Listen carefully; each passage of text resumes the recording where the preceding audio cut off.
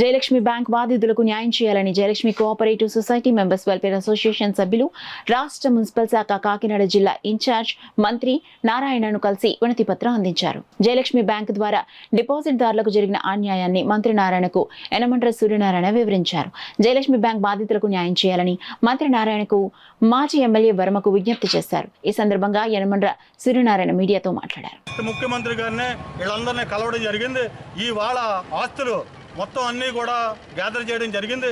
ఇవాళ ఆస్తులు ఇంచుమించులో ఒక 800 కోట్ల ఆస్తులు రికవర్ చేయడం జరిగింది.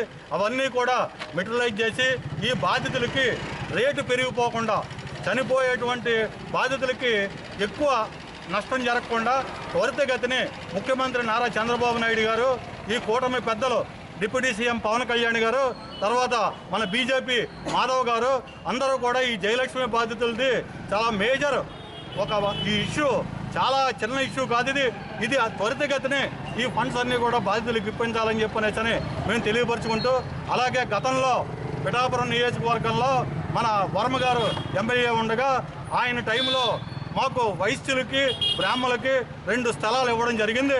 ఆ 2 స్థలాలు కూడా వైఎస్ఆర్ గవర్నమెంట్ వచ్చిన తర్వాత కలెక్టర్ అప్రూవల్ లేదని చెప్పనేసని క్యాండిడేట్ వేశారు. అది ఇవాళ మేము చాలా ఇబ్బందులు పడుతున్నాం. అనేక మంది పేద బ్రాహ్మణులు, వైశ్యులు, ఈ ఆర్థికంగా ఉన్నటువంటి వాళ్ళు చాలా ఇబ్బంది పడుతున్నారు.